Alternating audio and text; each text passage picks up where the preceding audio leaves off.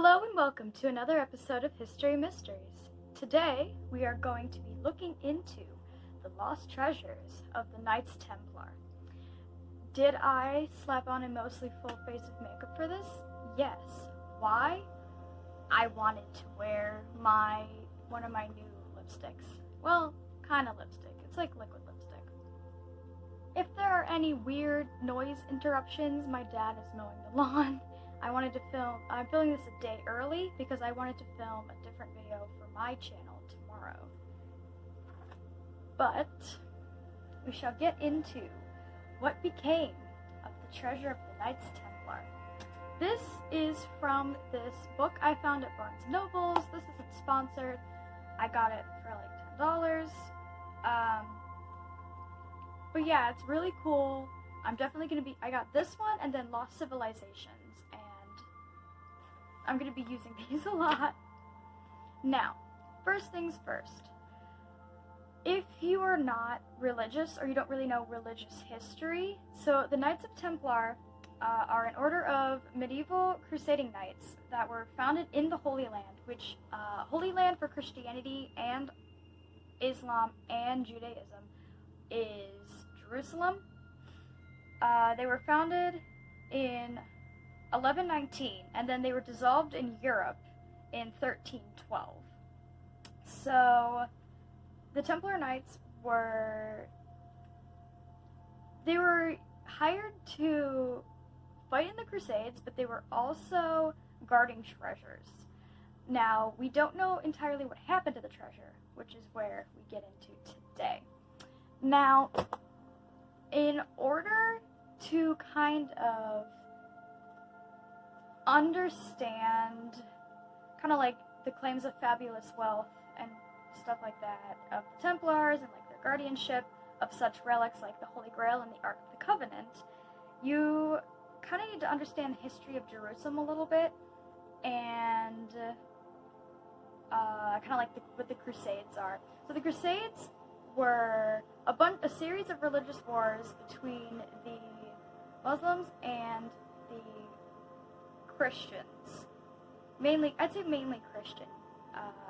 Christian as a whole versus like separate branches, I believe. Protestantism wasn't a thing yet. Martin Luther didn't nail up the 95 problems of the Catholic Church, or Christian Church.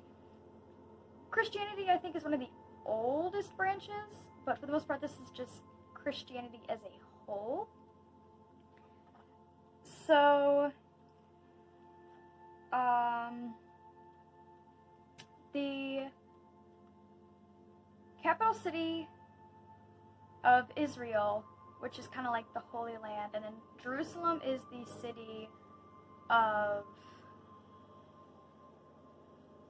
like where a lot of religions have their roots back to. But yeah, just like a brief history of Jerusalem.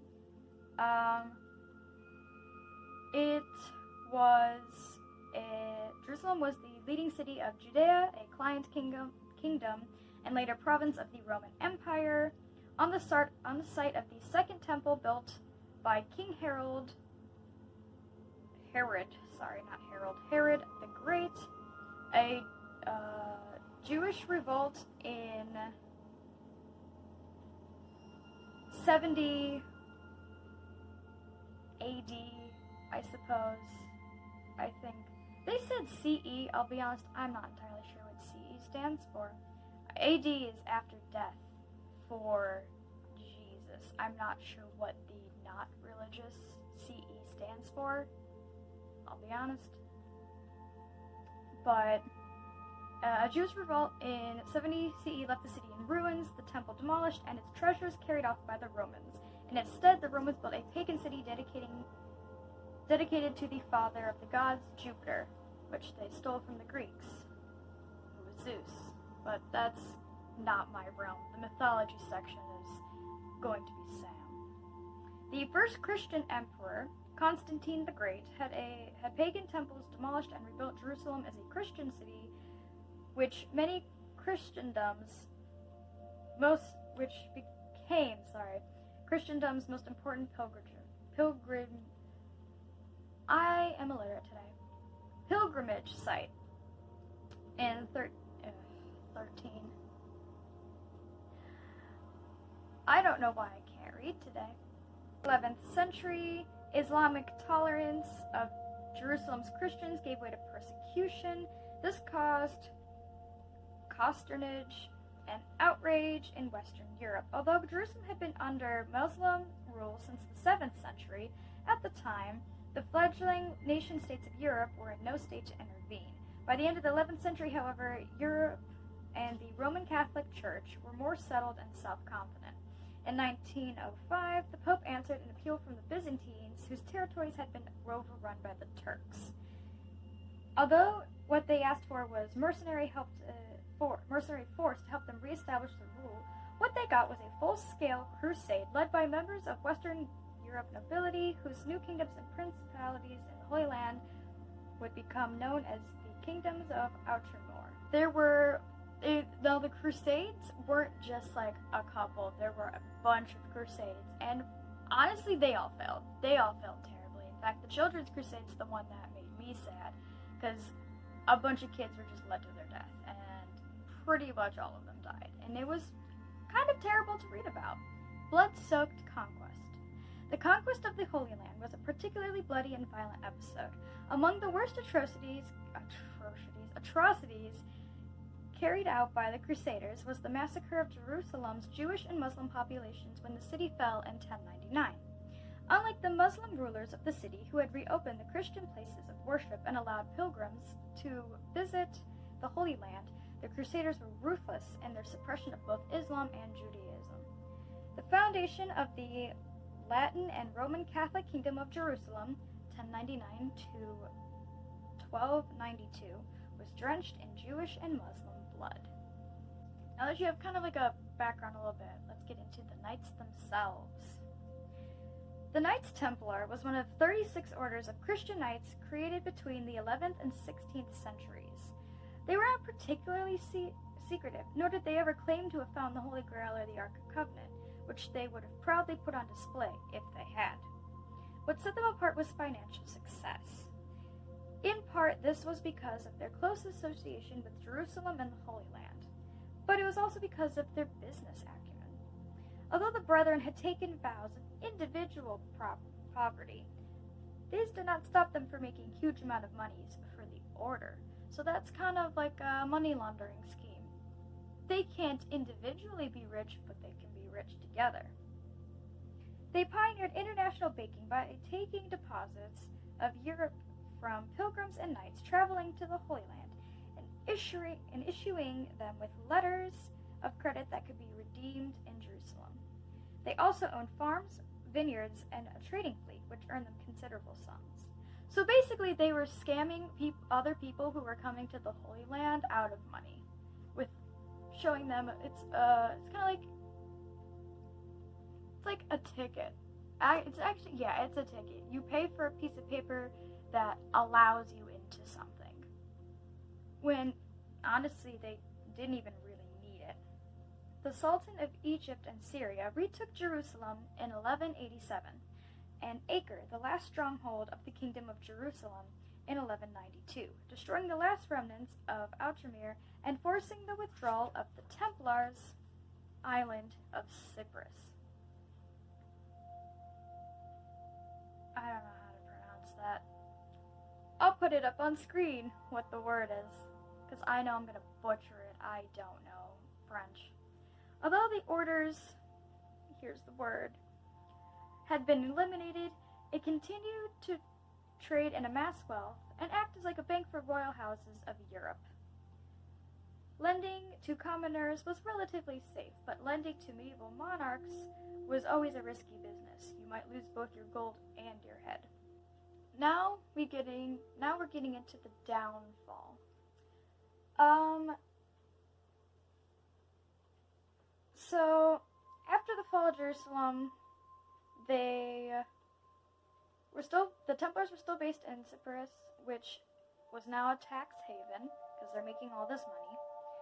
And they were still trying to persuade the crowned heads of Europe to launch a crusade to retake Jerusalem, which had briefly been in Christian hands in the mid-13th century, but had been lost after a decade. Fabulously wealthy and exempt from any civil jurisdiction and taxation as a religious order, the Templars owned property and land all over Europe. So basically, at this point, the Templars are using religion as a way to get out of taxes, and they're not really monarchy status, but they don't need to pay taxes. They can own all they don't really have to own up for anything either under civil jurisdiction, which means they don't really need to follow the laws either. So they're basically just a bunch of wealthy people who can get away with whatever they want.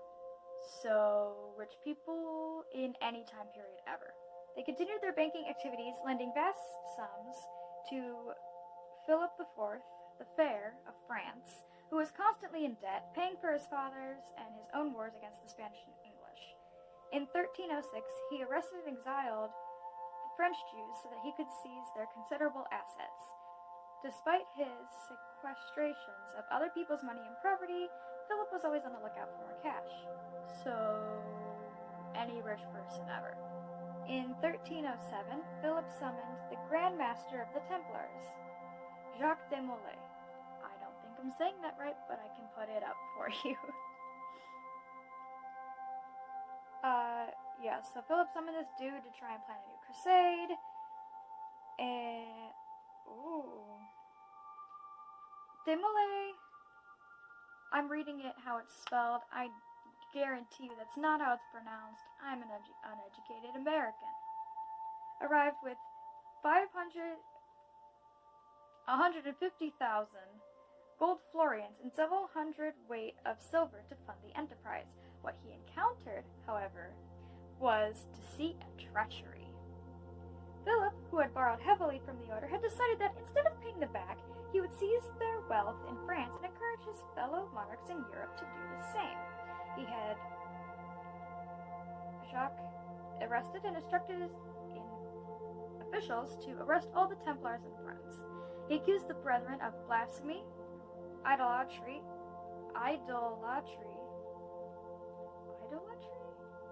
and sodomy, and their initiation rituals and extracted confessions by torture. Meaning, it's probably not true. In fact, it's probably not true. If you get a confession out of torture, that thing didn't happen. They're going to confess to stop getting tortured. The Templars appealed to the Pope, Clement V, who, though unwilling to move against an order that had served the Church for 3 centuries, was in the king's power, and therefore proved ineffective in his attempts to protect the knights. Whenever the Templars were brought before church courts or representatives of the Pope, they recanted confessions obtained under torture and pleaded their innocence. But after 7 years, the king got his way, and Jacques and many other French Templars were burned at the stake as heretics who had recanted. The order was dissolved, and surviving members and its holdings, not already seized by the royal governments of Europe, was transferred to other religious orders.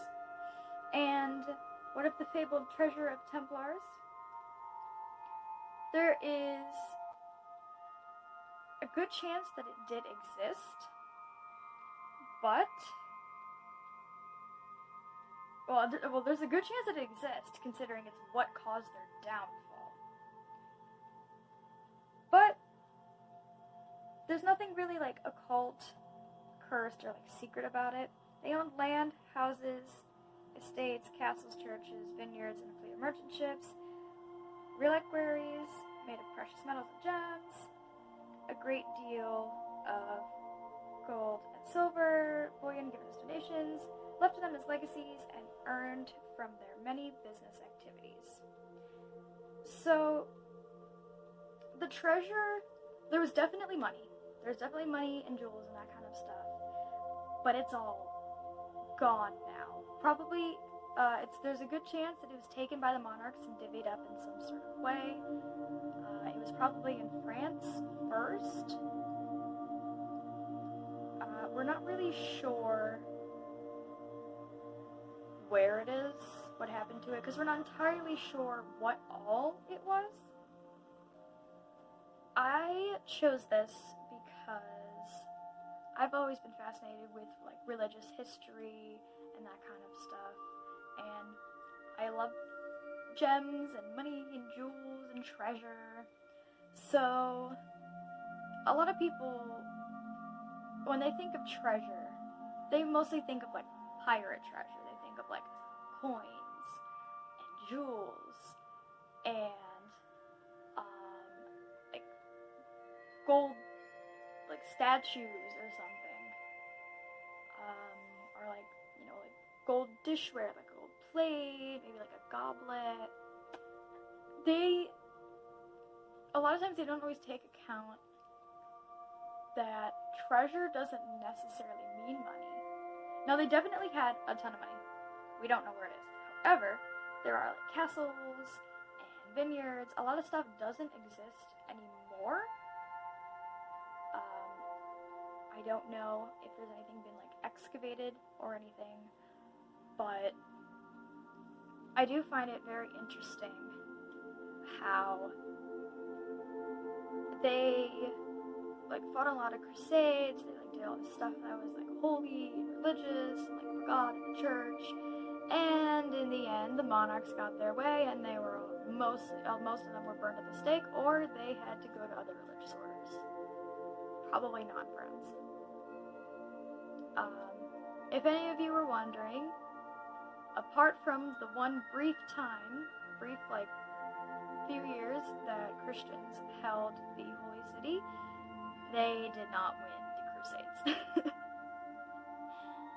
Which is why they stopped going on them, because it was incredibly expensive and wasted a lot of lives, and they get pretty much nothing in return. I also find it interesting that during the Christians' little rule, they were the most strict of it. Like when the Muslims were running it, you could convert and just like live there for free, but there would be a tax if you were Christian or Jewish. But the Christians were like, if you're not Christian, goodbye. See ya. Yeet. But yeah, I hope you enjoyed this video. If you did, feel free to subscribe, comment, leave a like, share to your friends. If you have any other things you want me to look at, feel free to leave them in the comments below. Even if you just want to leave a comment saying you enjoyed the video, go ahead. I'm never going to stop you from being nice to me. But